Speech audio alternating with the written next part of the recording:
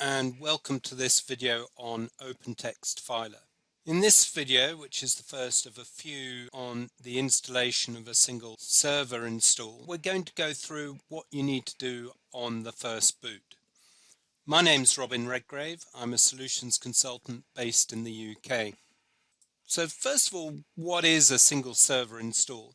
Well, this is a self-contained Filr environment all on one server. So we've got a database on there, we've got a searching capabilities, and we have the web interface all on the one server. Something like this is suitable for a proof of concept or maybe even a small production environment up to a few hundred users, obviously depending on how much usage it's got. If you're doing a larger implementation, then have a look at a large cluster install. This gives you separate appliances for each of those main components, the web, database and search, and also gives you high availability options as well. So there are a number of files that are required. First of all, you need to have the appliance image. This is available to download from the SLD portal.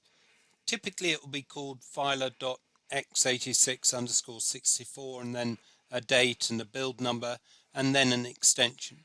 And depending on which hypervisor you've got, you need to download the appropriate appliance extension. So for instance with VMware, you'll need to download the OVA file. You'll also need the license key, again from the SLD portal. This is an XML file and will either be a Filr standard license, maybe Filr advanced, or even possibly a Power External User license. The image does ship with a 60-day Power External User license and it's for unlimited users. You'll also need the online update code. This is used to do an online patch of the appliance up to the latest version. But you can also use an SMT server to patch the appliance if you wanted to.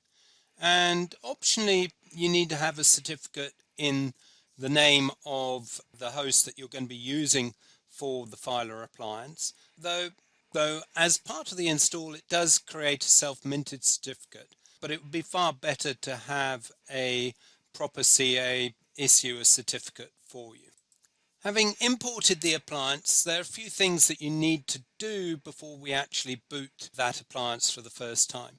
So there are two disks that you need to add. First one is the VA storage disk. This is going to be where all the personal files are stored, the search index is stored, and indeed the database. The documentation does have sizing recommendations there. And also the var disk. This is going to be used for storing the log files on. The disks and partitions can be expanded after installation if you want to. So if you do need to expand in the future, it's not the end of the world. We can extend those. So let's start with our installation and boot the server. Now, as we go through this, I am going to jump ahead at some points just to save a bit of time on the install. But the total install until the end most probably is going to take less than 10 minutes or so. So the first thing we're going to be prompted with is the license agreement. We can just click accept here, but I'd recommend that you make sure that the keyboard language is correct. I'm actually using a UK keyboard. If you don't set that, then you may have problems with passwords if you're using extended characters. I'm just going to accept that. And then we need to type in a series of passwords.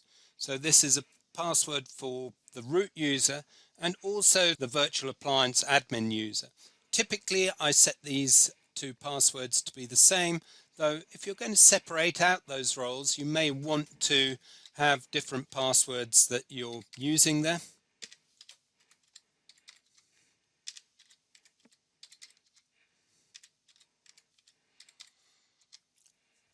Set your NTP server. Obviously set this to whatever you normally set your internal servers to. This does get a little bit more important if you're going to be using MFA, because the MFA appliance needs to be on the same time as Filr appliance.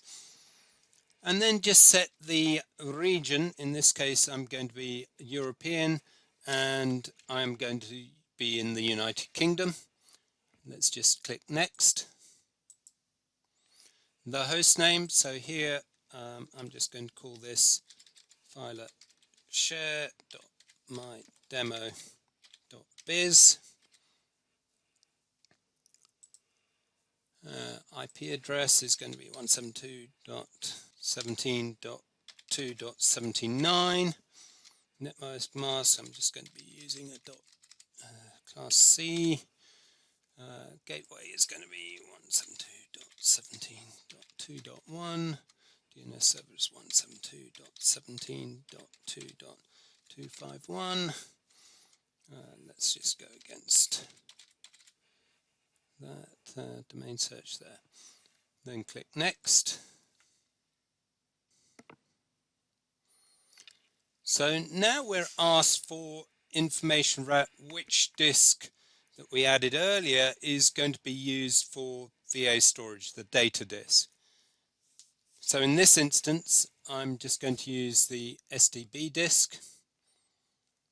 I can change the file system type if I wanted to my corporate standard. In my instance, I'll just leave that at ext4. Click next. You then get asked which disk you want to be used as the var disk. So again, I can change system file system type there. I'll just take the option there. And then we get prompted for the shared storage for a cluster install. In this instance, we're not going to be doing a cluster install, so there's no remote storage. And then I'll just click next.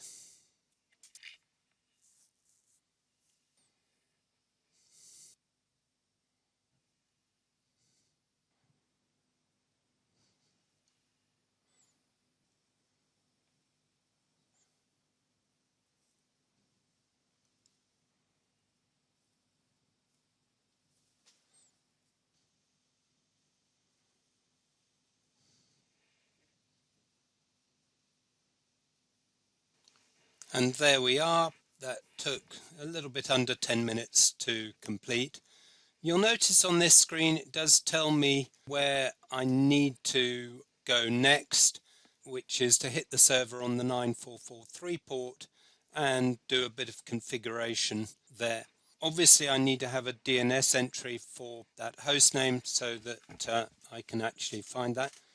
So let's just check that that's working. So I'll just do https:// and then that IP address 172.17.2.79 and the port we wanted for the appliance administration, which is 9443. Here I'll just go past the security warning, and there I am with a login. Let's just check that this works. I'll log in as VA admin and use the password we specified earlier, and there we are. Hopefully this short video has helped you with your installation, and now have a look at the next video which shows what you need to do next. Thank you for your time.